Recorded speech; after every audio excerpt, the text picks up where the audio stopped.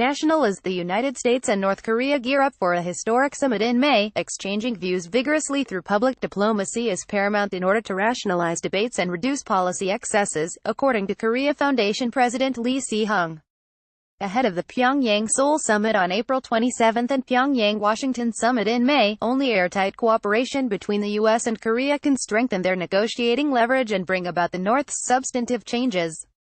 Lee told the Korea Herald at the Foundation's office in Seoul last week. Although preparations for the Pyongyang-Washington summit are being carried down in a top-down manner with U.S. President Donald Trump at the apex, America is a diversified society that attaches much weight to procedural legitimacy, or means, rather than the ends.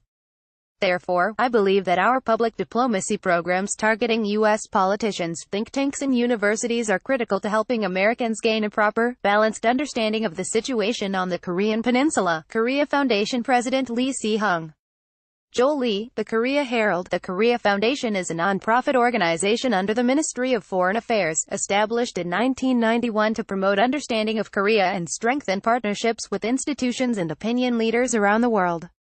The foundation undertakes a series of public affairs schemes with key partners around the world, including the U.S.-Korea Future Vision projects, aimed at enhancing collaboration with American scholars, researchers, politicians and journalists. One of the projects is establishing Korea chairs in key think tanks. Korea chairs have been established at the Center for Strategic and International Studies, helmed by scholar and policy wonk Victor Cha, and the Brookings Institution, led by academic Young Pak. The foundation runs the ROC U.S. Strategic Forum with the CSIS and Korea Foundation Atlantic Council Forum with the Atlantic Forum. A Korea chair at RAND Corp. is currently being fleshed out. In late April, the foundation will help the U.S. Association of Former Members of Congress invite 5 U.S. politicians to Korea, who are part of the Congressional Study Group on Korea, a network of U.S. Congress members who work to facilitate dialogue and legislative exchanges with Washington's strategic allies, such as Seoul. There are congressional study groups on Germany, Japan and the European Union, with Korea being the fourth. The United States congressional oversight over the executive branch is more institutionalized than Korea's, said Lee, adding various foreign affairs-related decisions have to be approved by the Congress, including the appointment of high-level diplomats. The U.S. War Powers Resolution is designed to check the president's power to commit the country to an armed conflict without congressional consent. The federal law provides that the president can send armed forces into action abroad only by congressional declaration of war. There are foreign policy experts in the U.S. whose opinions differ from the Trump administration. In today's environment, the only levers checking the administration's impulses and actions are the Congress and media, the president stressed. Call it Track 1.5 or Track 2. Informing and influencing the Congress toward a position favorable to us is very important ahead of the 2 historic summits.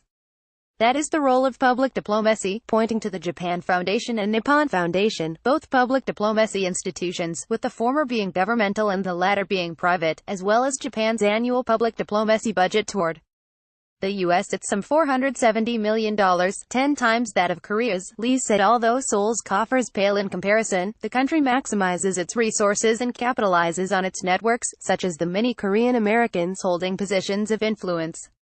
The foundation also runs an annual networking program through which young scholars and researchers from different countries visit Korea and exchange views with academics and government officials, in line with our government's diplomatic diversification strategy. Enhancing public diplomacy with our neighboring countries China, Japan and Russia is also very important, not to mention our more distant partners in Southeast Asia and South Asia, said the president.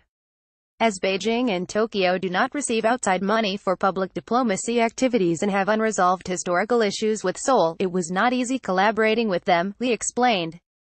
Nevertheless, a steady of two-way exchanges involving students, journalists and grassroots organizations have occurred. Promoting trilateral channels between Korea, China and the U.S., as well as Korea, China and Japan could be useful, he said. The economic potentials of South Asian and Southeast Asian countries are huge, he said, mentioning Seoul's new Southern policy that targets strengthened cooperation with those countries. Regarding commercial relationships and deal-making with the U.S., Lee said conventional wisdom cannot be counted upon, arguing experts should break free from their previous modus operandi in dealing with American negotiators. Lee was a career diplomat who served as South Korean ambassador and permanent representative to the Organization for Economic Cooperation and Development from 2013 to 2015, Deputy Minister for Trade from 2011 to 2013, and ambassador to Poland from 2006 to 2009. I have cautious optimism for the upcoming summits and our resolve to denuclearize North Korea, he said. The negotiation process could unravel differently from the past 3 decades. Based on his firm political foundation, Kim Jong-un could pursue real changes. Lee also offered his thoughts on the fledgling marketization in North Korea. I am confident that the marketization and increasing exchanges with the outside world will guide North Korea on an enlightened path, he argued. As witnessed in the fall of communist regimes, a society crumbles from within due to its innate contradictions rather than outside pressure. As there are over 500 official markets in North Korea, they will shake the foundations of the communist society, he added. I have always thought that North Korea's sudden collapse would be catastrophic for everyone. Unification is such a far-fetched objective. We first have to breathe outside air into the North by increasing mutual exchanges and ideas. By Joel Lee, Joel at heraldcorp.com.